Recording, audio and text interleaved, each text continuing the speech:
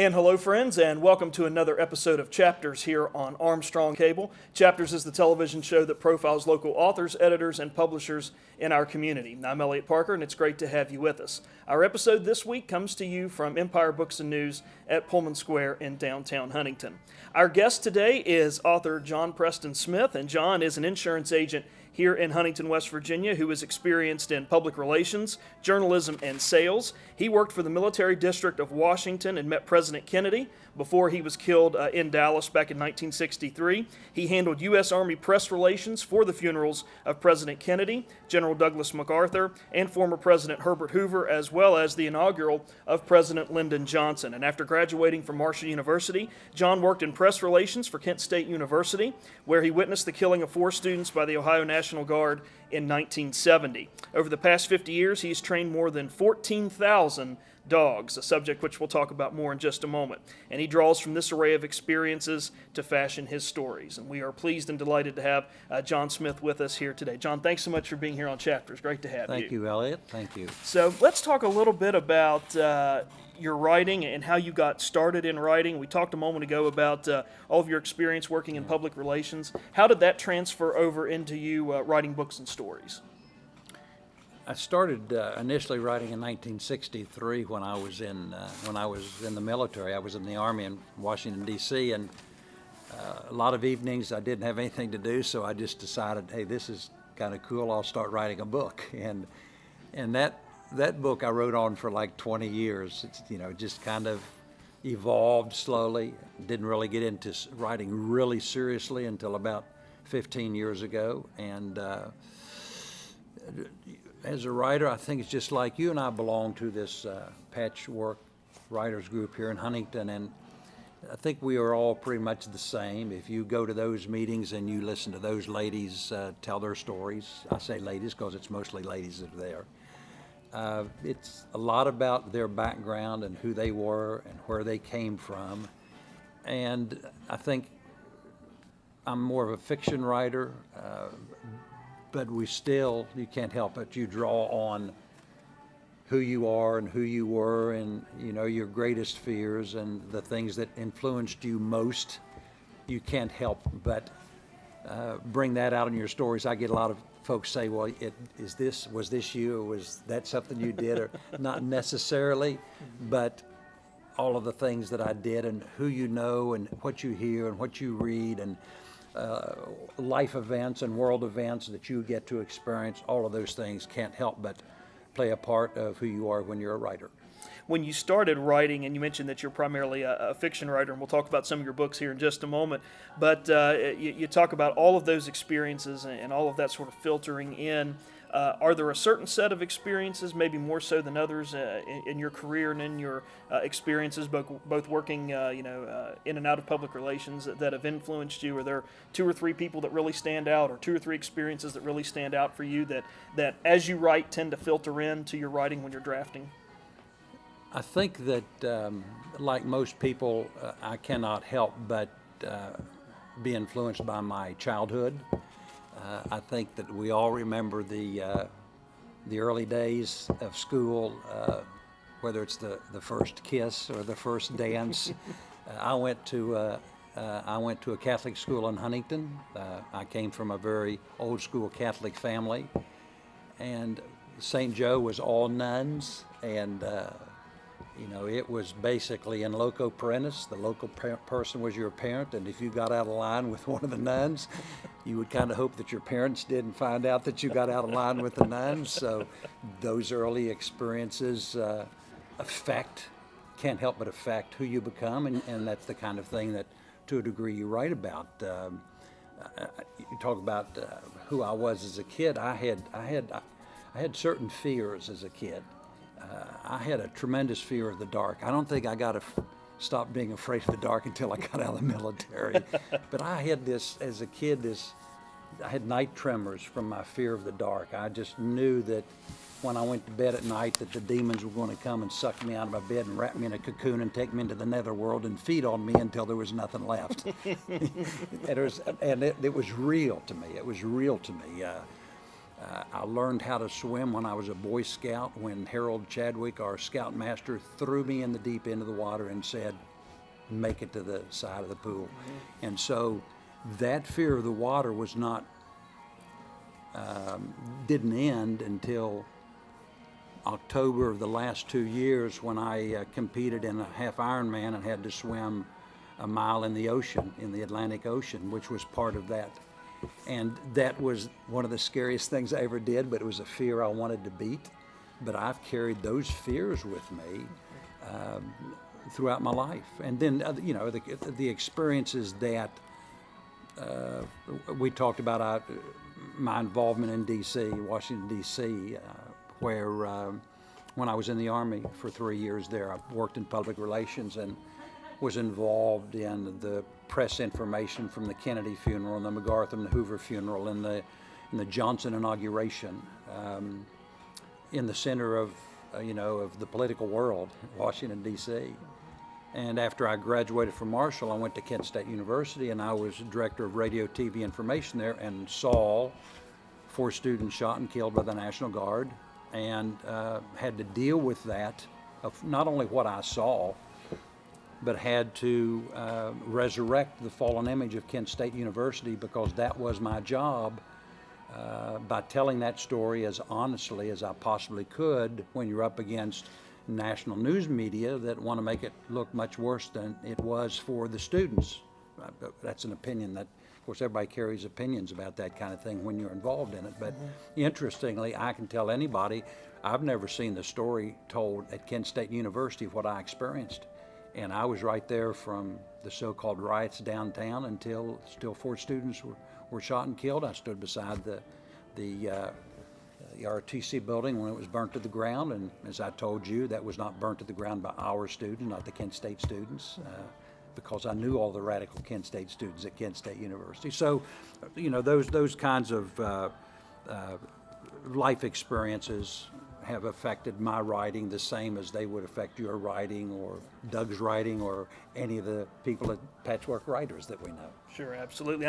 I'm glad you mentioned dreams, and I'm glad you mentioned fears, because that leads me into a question I had about one of your books, The Bog, which is a great story, and I enjoyed reading that. And it reminded me a lot of a fantasy. It reminded me of not a dream per se, but it had some of those fantastical elements that fit into the fantasy genre. Can you tell us a little bit about that story, what it's about, and how you crafted that story, The Bog? Yeah, one of my books, as you mentioned, is called 14,000 Dogs Later, My Life with Dogs, and what I've learned over the last 48 years, I've trained over 14,000 dogs, and it's a passion that I've always had. It was part-time most of my life, but for 5 years of my life it was full-time. I had a kennel in Huntington called Blue Barn Boarding Kennels, which a lot of older people in Huntington still remember. But dogs are a passion to me, and that book, 14,000 Dogs, was relatively successful, so I wanted to write a follow-up book. And when I went to bookstores, Lexington, Louisville, Cincinnati, Huntington, and looked at all of the books that had been written about dogs, I realized, well, they've all been written. There's nothing else to write about. And then it came to me, nobody had ever answered all of the questions, the horrific questions that I've been asked through the years about dogs. So I wrote down those questions, and it was about 40 to 50 questions. I thought, well, if I can answer those questions, where does my dog come from? Is he a guardian? Where does he go after he dies? Will I ever see him again? Will he cross the Rainbow Bridge? How is it that dogs are empty nest syndrome substitutes, mate substitutes, child substitutes? So I took all I wanted. I knew there was an answer to all of this, but how do you tell people this? So I thought, well, I'll write a fantasy story, and it just, I live on a farm, had an area one time that a horse and I sunk into, and I called that place the Bog. It scared me half to death. I didn't know if we'd get out of there alive, and so so one thing led to another, and in this story called The Bog, which is a fantasy story answering all of the questions that people have asked me over the years about dogs. And interestingly, you'd be amazed how many people come to me and say, that's not fantasy, that's true. What you said is absolutely true, because people do believe that dogs are a special gift, that they are a guardian angel, that they are here to watch over us. I mean, if you think about what dogs do at the end of the day that none of your best friends would do for you, there's something special about them. So that's how that book came about, and it is a fantasy, but there's a lot of heartfelt thought that went into that book.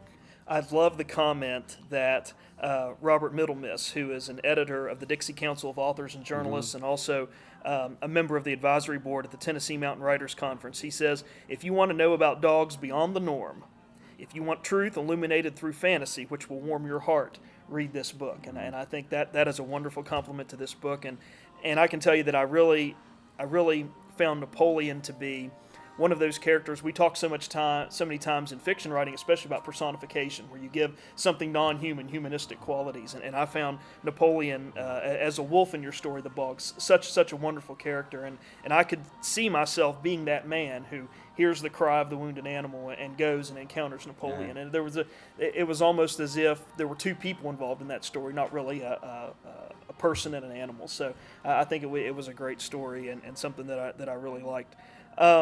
Yeah, when we talk about the bog and we talk about 14,000 dogs later, how did you get interested in dogs? What is your connection with dogs? Why dogs? Why write about dogs? Of all the things you could work into fiction, why would you write about dogs? Always loved dogs. All my life had a dog since I was a kid. And when I'm going back to Washington, D.C., my job was like an 8-hour day job. And so I wanted something to do in the evenings on the weekends.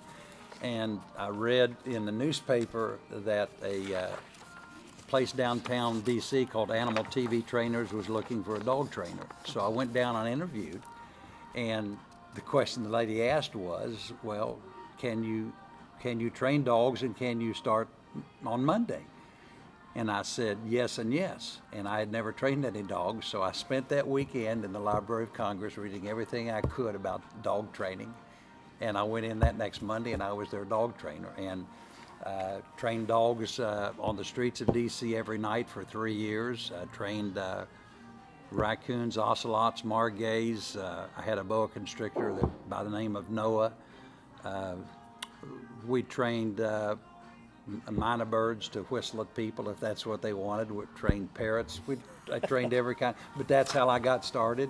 And then, because I was a dog trainer and I loved it, then I trained in D.C., I trained in Virginia, and everywhere I went after that, it was always a passion for me to train dogs. And after Kent State, I mentioned Kent State, what I witnessed there, as I said to you earlier, at the age 27, to see 4 students shot and killed. A year later, I told my wife Emma Sue, I said, I want to go home. So we came back to Huntington and opened up Blue Barn Boarding Kennels, and I trained thousands of dogs here in Huntington until I rented that out and I got back into another type of sales. So even today, I don't run boarding classes anymore on obedience, but even today people call me on the phone if they've got a problem. I'm working with 2 problem dogs right now. If people have a problem, I will help them, and I can't help them because I don't call myself a dog whisperer, but if you've got a problem with the dog, I can help you solve that problem. That's great. And I've heard this statement made about dogs, and I'm a cat person personally because of my work schedule. I love animals and love dogs, but I've heard people make the statement that dogs in some ways are like 2-year-olds that never grow up.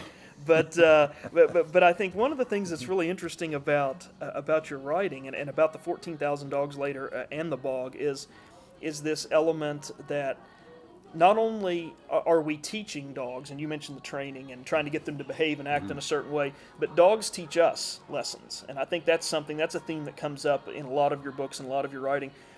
What are those things that you think dogs teach us as humans? That's kind of interesting the way you said that, because the actual title of 14,000 Dogs Later is My Life with Dogs and What I've Learned. And I specify that to people all of the time, what I've learned about dogs. They're not vain. They don't look in mirrors. They don't care about what they eat. They don't care about what you do to them. Every night you come home, they're the same. They're happy to see you no matter what you did to them the day before. It is they bring solace and content to us. People can. You've heard people say, "Geez, I got a call on the phone, and my aunt died, and it's just terrible." And my dog comes over and puts his head in your lap. What is that? Well, that dog doesn't know you got that phone call, but the dog knows changes in emotion. It's all with dogs. It's all about changes of emotion. People say, "Well, I'm afraid of dogs." Well, dogs know that the dog knows that. Well, because you always are secreting. We all secrete, no matter what emotion you have, you're secreting something. So that's how dogs seek out anything. That's how they find drugs. They have incredible olfactory glands. You can't even use a good example of how strong a bloodhound's nose is when it comes to detecting things. But they bring to us a lot of things that we can't get from other people. Dogs can be much better friends than humans can be friends in many, many situations. They don't judge you the way we judge other people. They don't think of rags to riches. No, they're probably as persistent and consistent in who they are and what they bring to us, more so than any other individual or any other animal that I know of. So to me, I've said before, I think that they're guardian angels. I think they're here as protectors. I think that God said, I can't be there all the time, but I know those people down there need something, so I'm going to give them a dog. And I wrote a story called The Prophecy of Canine, where it's a short story that's at the end of The Bog, which is, The Bog has been picked up by a publishing company there.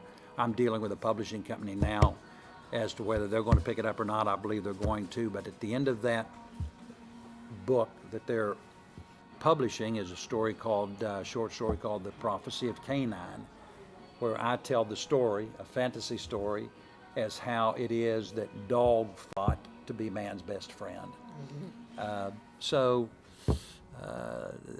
They are, to me, the most special animal next to humans. Let me ask you, how many dogs do you have currently?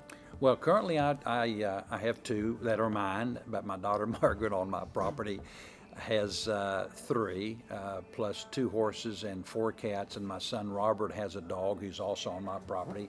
My daughter Catherine has 2 dogs, and so I'm always taking care of more than just my 2. Let me tell you that. A friend of mine just got back from Florida. I had his German Shepherd for 2 weeks. So I have a Labrador and a Jack Russell right now. Very good, very good. So do you see those dogs and those cats as sort of like 4-legged grandchildren in a way, since you spend so much time with them? Yeah, the Labrador, I'm training the Labrador now to be a therapy dog. I'm a volunteer at Cabalina Hospital. I'm a big, passionate supporter of the Hoops Family Children's Hospital. The book I wrote, Beyond Imagination, which is a series of inspirational and motivational short stories. I wrote that in honor of my grandson, who was born at Cabalina Hospital with a chromosomal disorder, such that there was no pediatric subspecialists at that hospital. So for the last 10 years, Catherine and Rob have been taking Preston to Morgantown, to Louisville, to Cincinnati for pediatric subspecialties. So now that we've got the Hoops Family Children's Hospital here and expanding here, I'm a passionate supporter of that. So the book, the book Beyond Imagination, was written in honor of him, and the proceeds from all of my books, as minimal as it is, it goes to the Hoops Family Children's Hospital. And then the CD, hand me that CD there. Sure. The CD comes from a book called The Bog, which Doug Shields, the voice of Cabalina Hospital, read my book, The Bog, and put it on CD, and now I give these out to folks who make a contribution to the Hoops Family Children's Hospital. So hopefully, to some small degree, it'll help the hospital grow. Absolutely. Let me ask you a little bit about your writing process, because you're writing about dogs, you're writing fiction, writing inspirational short stories. When you get an idea, or when you start to think about, I want to write, this collection of short stories, or I want to write about these dog experiences, how does that get from your thought processes onto paper? What's your writing and drafting process like for these books? Yeah, I know everybody's is different, but mine is every day. I just finished a 65,000 word fiction story called No Mercy, and it has to do with a guy who goes up against the mob. Well, when I decided to do this, I got this idea 3 months ago and started on it. I interviewed a significant, I include writing time as research or interviewing other people. Okay. So that's writing time. Okay. Once I start a book, I write every single day, I research every single day, or I interview every single day. I don't miss a day. And the writing process depends on what I'm after. I may be after a paragraph that's got to be perfect. I may be after a scene that's got to be finished. I may sit down on a day and man, I can get down 1,000 words. So it is never to me, I've got to write for an hour today, or I've got to write for a certain number of words today. What I have to do today is get a something that is significant to the book completed. And that could be a paragraph, a sentence, or a whole chapter. But once I start, my process is I feel guilty if I miss a day, so I write every single day. Yeah, and I know a lot of our writers say that. I'm a writer like this, just like you. I have to write every day, and I don't assess quality of words. It's just words at that point in the initial drafting stage. But I know too, like most writers, I know you read a lot and are avid readers. So, what writers do you read often, and what writers influence the way that you write and the way that you approach writing? Well, I would, first of all, my two favorite authors, Maxwell Maltz wrote Psycho-Cybernetics, which I read many, many, many, many years ago. And then all of the books of Mandino, the greatest salesman in the world, the greatest miracle in the world. Mandino has influenced me significantly simply because of his, I feel kindred to the way that he writes. Og has influenced me in my writing more than anybody else. I could certainly mention others that I wish I could write like they could, Stephen King, but we can't do that. Those guys write for money, we write to solve a passion. We write because we care about things. We write because we want to express ourselves. We write because there's creativity that we've got to get out of us, and the best way to get it out a lot of times is put it on paper. That's how most of us write. It would be nice if we could also write for money, but if we wrote for money, we might not be writing for the reasons that we write today. Yeah, and I think that's an excellent point. That there is that innate ability of writing that gets that creativity out of you, and plus it becomes a habit once you get started. You really can't stop. John, before we finish up with you today, I want to give you an opportunity to read an excerpt from one of your books. And I know we've talked about a lot of those books, The Bog and 14,000 Dogs Later, and the Book of Inspirational Stories. And we will certainly put those pictures of those covers of those books on the screen for our viewers to see as we close out here today. But set the scene for us a bit. Tell us where this is coming from in your book, and tell us a little bit about the book. This book is Beyond Imagination, which is 6 short stories of probably more so inspiration than motivation. I have throughout my life had a real problem with pain and suffering. People that are always, whether it's mental, emotional, physical. I'm always concerned about why is it that some people have to suffer more than others. I don't care about who hits the lottery or who is born rich, but I care more about pain and suffering and good versus evil. Very basic things that have always been a concern to me in life. And so a lot of that comes out in these short stories here, and I'll just read just a page here of the preface that I have in this book here. It says, using short stories as my way of portraying good versus evil, courage versus cowardice, truth versus propaganda, faith versus misgivings, and hope versus despair. It is the clearest means for me to express my thoughts between right and wrong. These stories are fantasy. The morals are not. I fear values learned by loving parents, Christianity, and lessons of the world are threatened by permissiveness, perversion, neglect, and irresponsibility. I still believe that I am my brother's keeper. I believe in atonement for wrongdoing. I believe in responsibility for one's inaction and action. I believe in the common good, that which is inherent and that which is chosen. I wonder if humanity can sustain itself without a stronger presence of God. I am concerned at how we use our time, at how the family structure is self-destructive, and whether we still contemplate what Jesus did for us. And so I choose to tell you how I feel about these issues through stories of fantasy and dream, stories beyond imagination. These are stories of the Spirit, stories of inspiration and motivation. Read one per day. Allow the tenets of each to speak to your heart. And then hopefully on the day your legacy begins, you will be described as a person of steadfast character, a person who fought and triumphed over evil and wrongdoing, a person whose footprints many will follow. Let today be the day your journey begins. Fantastic, fantastic. And John, before we close out, if anyone's interested in getting a copy of that book, Beyond Imagination, or any of the other books we've talked about today, how can they get a copy of your books? The best way is to contact me through my website, which is www.jprestonsmith.com, or my email is smithj15@nationwide.com. Great.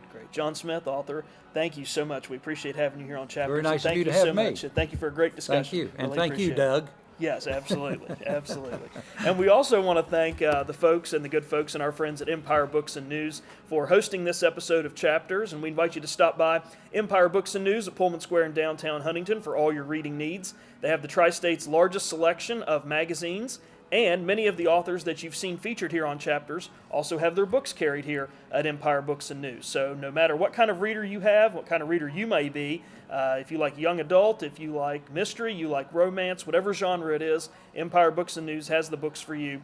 You can stop by and talk to Charlotte and her staff here at Pullman Square in downtown Huntington, and we appreciate them providing our studio space here today for this episode of Chapters. And finally, if you have a question, comment, or suggestion about this Chapters program or any other Chapters program that you've seen here on Armstrong Cable, we'd like to hear from you. You can send us an email right to the show at the address that you'll see right there at the bottom of your screen, LP4, the letter L, the letter P, the number 4, at zoominternet.net. We do appreciate all the email and feedback we get from you, and we do take your suggestions when planning future programs. So please keep those emails coming, LP4 at zoominternet.net.